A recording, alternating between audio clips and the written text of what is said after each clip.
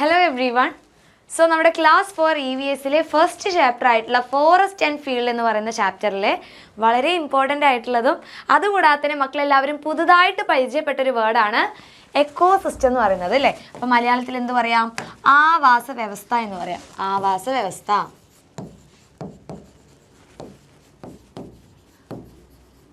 അപ്പോൾ ഈ ഒരു ടേം എന്ന് പറയുന്നത് നമുക്ക് എക്സാമിന് ചോദിക്കുന്നതും അതുകൂടാതെ തന്നെ മക്കളെല്ലാവരും പഠിച്ചിരിക്കേണ്ട ഒരു ഇമ്പോർട്ടൻ്റ് ആയിട്ടുള്ള ഒരു ടോപ്പിക് തന്നെയാണ് എക്കോസിസ്റ്റം.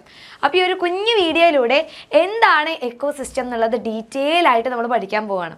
അപ്പോൾ നമ്മുടെ ഈ ഒരു ഭൂമി നോക്കിക്കഴിഞ്ഞാൽ, നമ്മുടെ ഈ ഒരു എർത്ത് നോക്കിക്കഴിഞ്ഞാൽ നമ്മുടെ എർത്തിൽ കുറേ ജീവജാലങ്ങളുണ്ട് അല്ലേ. ആനിമൽസ് ഉണ്ട്, പ്ലാന്റ്സ് ഉണ്ട്, ബേർഡ്സ് ഉണ്ട്, ഫിഷസ് ഉണ്ട്, അങ്ങനെ ഒത്തിരി ഒത്തിരി ഒത്തിരി ജീവജാലങ്ങളുണ്ട്. ഇപ്പോൾ ഒരു പോണ്ട് നോക്കുകയാണെങ്കിൽ, ഒരു പോണ്ട് എന്ന് പറഞ്ഞാൽ ഒരു കുളം അല്ലെ. കുളം നോക്കിക്കഴിഞ്ഞാൽ അതിൽ എന്തൊക്കെയാണ് നമുക്ക് കാണാൻ പറ്റുക? കുളത്തിൻ്റെ സൈഡിലായിട്ട് കുറേ പ്ലാന്റ്സ് ഉണ്ടായിരിക്കും അല്ലേ, കുറേ സസ്യങ്ങൾ ഉണ്ടായിരിക്കും. പ്ലാന്റ്സ് എന്ന് പറഞ്ഞാൽ സസ്യങ്ങൾ. പിന്നെ കുളത്തിൽ നിറയെ എന്തുണ്ടായിരിക്കും? വെള്ളം ഉണ്ടായിരിക്കും, വാട്ടർ ഉണ്ടായിരിക്കും, ജലം ഉണ്ടായിരിക്കും. ഇനി നെക്സ്റ്റോ നിറയെ ഫിഷസ് ഉണ്ടാവാനുള്ള ചാൻസ് ഉണ്ട് അല്ലേ. കുറേ ഫിഷസ് ഉണ്ടാവും, മത്സ്യങ്ങൾ. ഇനി നെക്സ്റ്റ് എന്തുണ്ടായിരിക്കും? കുഞ്ഞു കുഞ്ഞു കല്ലുകളൊക്കെ ഉണ്ടാവും അല്ലേ, സ്റ്റോൺസ് ഉണ്ടായിരിക്കും. അപ്പോൾ സ്റ്റോൺസ്, കല്ല്. ദെൻ സോയിൽ, മണ്ണുണ്ടായിരിക്കും. പിന്നെ വെള്ളത്തിൽ കുറച്ച് ഇൻസെക്ട്സും കാര്യങ്ങളൊക്കെ ഉണ്ടാവും അല്ലേ, പ്രാണികളൊക്കെ ഉണ്ടായിരിക്കും. ഇങ്ങനെ ഒട്ടനവധി ആളുകൾ നമ്മുടെ ഒരു പോണ്ട് തന്നെ നോക്കുന്ന സമയത്ത് ഉണ്ടായിരിക്കും. അപ്പോൾ ഓവറോൾ നമ്മുടെ ഫുൾ എർത്ത് നോക്കിക്കഴിഞ്ഞാൽ, നമ്മുടെ ഭൂമി കംപ്ലീറ്റ് ആയിട്ട് നോക്കിക്കഴിഞ്ഞാൽ അവിടെ ഒത്തിരി ഒത്തിരി ഒത്തിരി ജീവജാലങ്ങളുണ്ട്. അപ്പോൾ ഇവിടെ നോക്കിക്കഴിഞ്ഞാൽ കുറേ ജീവികളുണ്ട് നമ്മൾ പറഞ്ഞു. ഇതിലെല്ലാവർക്കും ജീവനുണ്ടോ? എല്ലാവർക്കും ജീവനുണ്ടോ? ഇല്ല. ഇവിടെ നോക്കിയാൽ നമ്മുടെ വാട്ടറിന് ജീവനുണ്ടോ? വാട്ടറിന് ജീവനില്ല. ദേ ആർ നോൺ ലിവിങ് അല്ലേ. നോൺ ലിവിങ് ആണ് വാട്ടർ എന്ന് പറയുന്നത്.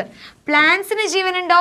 പ്ലാന്റ്സിന് ജീവനുള്ളത് കൊണ്ടാണ് അത് വളരുന്നത് അല്ലേ. അത് ഫുഡ് ഉണ്ടാക്കുന്നതൊക്കെ എങ്ങനെയാണ്? ജീവനുള്ളത് കൊണ്ടാണ്. അപ്പോൾ പ്ലാന്റ്സിന് ജീവനുണ്ട്, ലിവിങ് ആണ്. ഇനി മത്സ്യങ്ങൾക്ക് ജീവനുണ്ടോ? മത്സ്യങ്ങൾക്ക് ജീവനുണ്ട്. സ്റ്റോൺസിന് ജീവനുണ്ടോ? ഇല്ല. സോയിലിനും ഇല്ല. പ്രാണികൾക്ക് ജീവനുണ്ട്.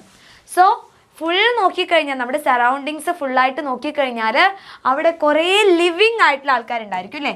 ലിവിങ് തിങ്സ് ഉണ്ടായിരിക്കും. ലിവിങ് തിങ്സ്, ജീവനുള്ളവ. അതുകൂടാതെ തന്നെ നോൺ ലിവിങ് തിങ്സ് ഉണ്ടായിരിക്കും, ജീവനില്ലാത്തവ.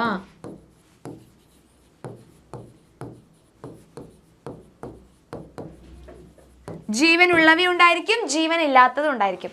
അപ്പോൾ നമ്മുടെ ഈ ഒരു ചുറ്റുമുള്ള ലിവിങ് ആയിട്ടുള്ള ആൾക്കാരെ നമ്മൾ പറയുന്ന പേരാണ് ബയോട്ടിക് ഫാക്ടർ എന്ന് പറയും. ഓക്കെ, ബയോട്ടിക് ഫാക്ടർ, അതായത് ജീവീയ ഘടകം എന്ന് പറയും. ജീവീയ ഘടകം എന്ന് പറയുന്നു. ഇനി അടുത്തതോ, ജീവനില്ലാത്ത ആൾക്കാർ നമുക്ക് എന്ത് പറയാം? ഇത് ബയോട്ടിക് ആണെങ്കിൽ ഇതിന് നേരെ ഓപ്പോസിറ്റ് എ ബയോട്ടിക് ഫാക്ടേഴ്സ് എന്ന് പറയാം അല്ലേ.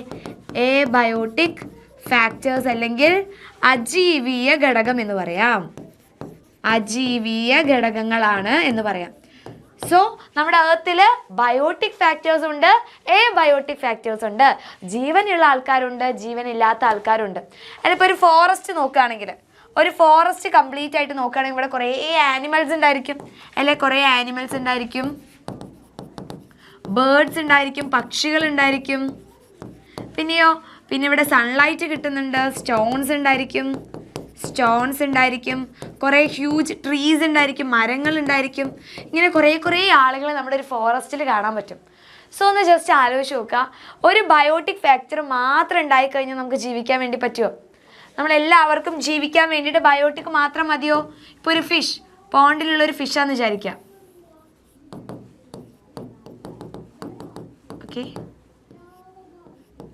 ഓക്കെ, ഒരു ഫിഷ്. സോ ഈ ഒരു മത്സ്യത്തിന് ജീവിക്കാൻ വേണ്ടി എന്തൊക്കെയാ വേണം?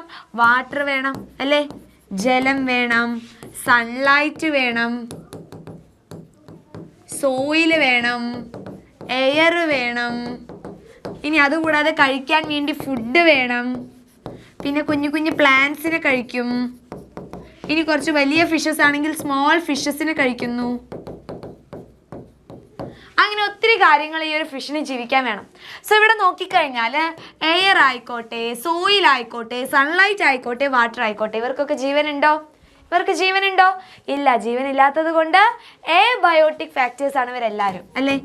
എബയോട്ടിക് അല്ലെങ്കിൽ അജീവീയ ഘടകങ്ങളാണ്. ഇനി ഇവർ നോക്കിക്കേ, നമ്മുടെ പ്ലാന്റ്സും സ്മോൾ ഫിഷസ് ഒക്കെ ജീവനുള്ളതാണ്.